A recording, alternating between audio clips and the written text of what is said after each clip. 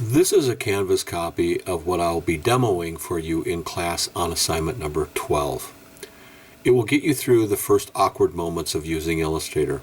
By now, I'm sure that I've filled you in as to why Illustrator is such an important program, but when we get done with this in class, I will show you again using both the version that we looked at first, which is a JPEG, versus what we will create in class when we're done, which will be an Illustrator file. One is a bitmap, and one is a vector. I'm working from home here, so on a PC things might look a bit different, but the instructions should be the same.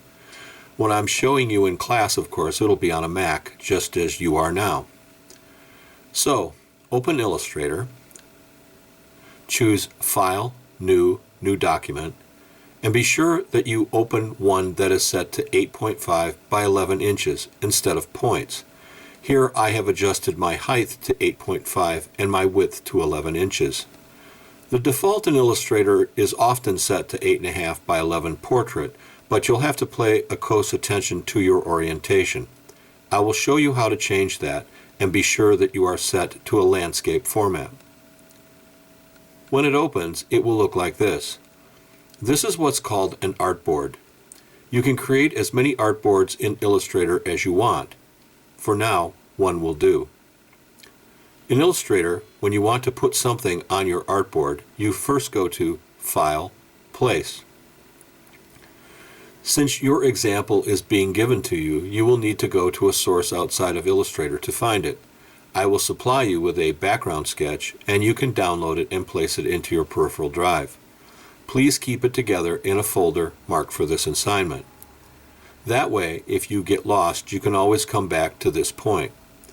Here I have appropriately placed it in folder marked Assignment 12. Inside my Assignment 12 folder, the line art sketch is called 02. In Canvas, you will find it listed as trace_layer.jpg, and it's attached to this assignment in the Canvas module. When it opens in Illustrator, it will look like this. Since the sketch is 8.5 by 11 inches, it fills the entire artboard. Now, to go on to this project, we have to start by creating layers. On the far right of your screen should be three icons: Properties, Layers, and Libraries. If you click on the layer, it will open like this. Notice that you have one layer open already, and it contains the trace layer. Place your cursor directly where it says Layer 1 and click twice. This will open the Layers Options dialog box. This is an important box. In it, you can do things like name the layer, which is highlighted right now, so change this to read Trace Layer. Like this image shows, make sure that you check the lock box and check the dim image to 30%. Then click OK. The first thing you will notice is that the layer now appears to look like you have placed a piece of tracing paper over the top of it. That is so that you can differentiate everything that you are now going to be doing from the trace layer. The layer that contains the tracing is also now locked, meaning you can't work on it. This is good. You never want to work directly on your reference layer. Now we're ready to start. The next thing you will want to do is click to add a new layer. This is at the bottom of the Layers panel on the right next to the trash can icon.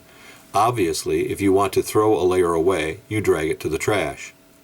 To create a new layer, you click on the icon to the left of the trash can, and you will create a new layer.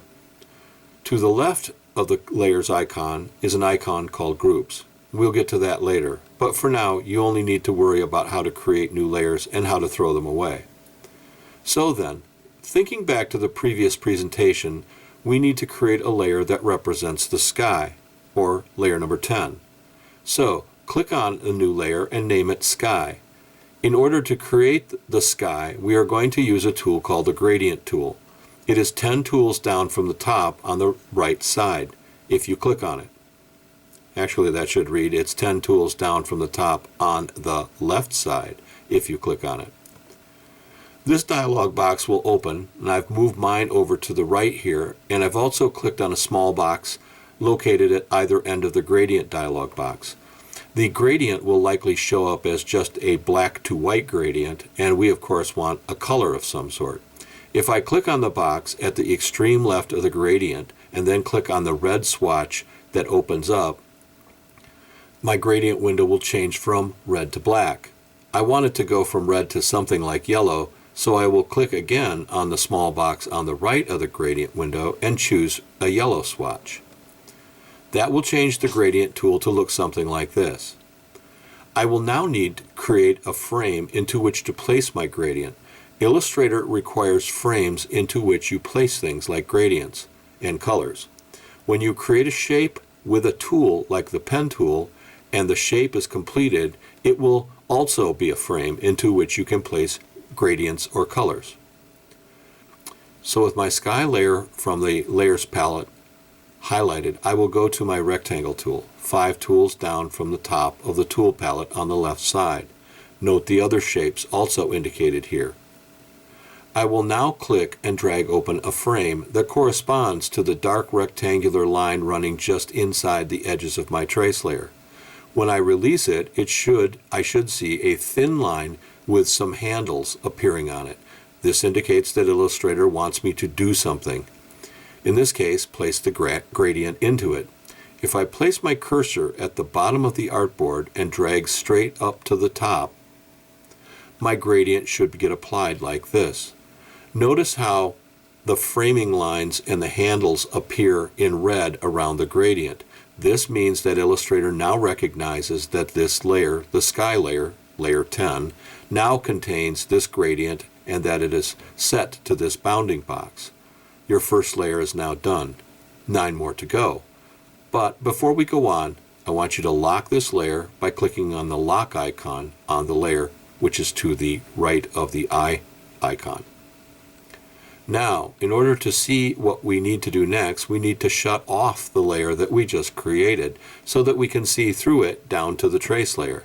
To shut off an active layer, just click on the icon on the layer and the layer will shut off.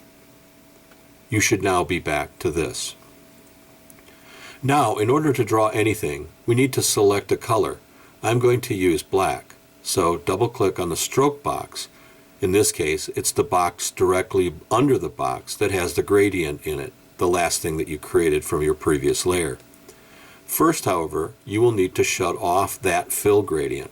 To do this, click on the fill box and then click on the small box at the right below, the one with the red line through it. That indicates that you don't want any fill when creating your next layer, at least not until you tell Illustrator what to do. Now, if you double-click on the box directly under the fill box, that's the stroke box, it will open the color picker dialog box for you. In Illustrator, the best way to change a color is to go to the color swatches box inside the color picker. The other way is to choose the color from the hexadecimal window, which is highlighted in this view, and if it isn't already set to black, change the numbers in that window to 6 zeros, which is the code for black. Here I have zoomed in a bit so that you can see my tool panel at the far left of the screen. Notice that I have no fill, top box, and a fill of black in the second or the stroke box. The reason why I have gone in closer here is so that I can show you what I'm going to draw the clouds, which will be in the next layer. First, I'm going to choose my pen tool, 3 tools down from the tool panel on the left side. Choose the icon marked pen tool. I will also need to create a new layer in the layers panel named clouds or layer 9. I don't think that I've locked my sky layer here, so I should have done so, and you should too. Now we're ready to begin drawing. Drawing in Illustrator with the pen tool is tricky when you first get started, and I will demo this for you in an attached video to augment these instructions. That way you can see how to do it. Here I have created my first cloud. And here I've gone on ahead and created the other 3 that were in that same trace layer. If I back out again and turn on my sky layer, you can see the clouds outlined here and as they will appear in the sky. Now I need to change not only their outline, but the fill of the clouds. This is where stroke and fill come in. With my other layers locked and my cloud layer active, I use my selection tool, very top layer of the tool panel on the left, and drag open a box around all of the cloud's outlines. In my case, they light up with a green highlight because that is the color of the layer that I have drawn them in. This indicates that Illustrator expects me to do something, in this case, change the color and the outline. First, I will click on my fill box, top box, or solid box at the bottom of the tool panel, and then my color picker dialog box opens and I'll choose color swatches, which will look like this. And then I will choose white because that's what I want to have it show up on my orange gradient sky. Then before I finish, I will do the same with my stroke or outline color, the stroke box, outline box under the fill box, and again click on it. Open the color picker and choose color swatches and choose white. My clouds now have a white fill and a white outline. Here I have shot on ahead and done the sun and its two rings, which are layers 8, 7, and 6. And now I've outlined in the horizon layer. I will demonstrate how to do that in the augmented video as well. And using the color swatches, I've chosen a color that will look good against my gradient sky. This is layer 5. We will go over this all in the class demonstration and in the augmented video. I will do a couple of layers and then let you work your way through the rest of it on your own. So then quickly, the far hills layer, or layer 4, the hills layer, layer 3, the near hills layer, or layer 2, and the foreground layer, layer 1. I'm referencing the layer numbers to the previous demonstration in Canvas, which showed the one where I gave you the example and all the layers had red numbers in them. Notice the individual layers as they appear on the right-hand side of the screen in the Layers panel. Layer 10 is at the bottom and layer 1 is at the top. As I create each new layer, I make sure to lock the layer below.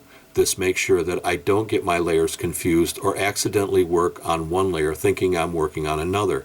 There will be times when you want things on the same layer, but for this first assignment, I wanted to make sure that everyone understood the importance of layers and of keeping them separated. When it's completed, it should look like this. Yours maybe looks different because you might not use the same colors when creating each layer. Next, we're going to look at how you can change the colors in your layers, but that's the next assignment.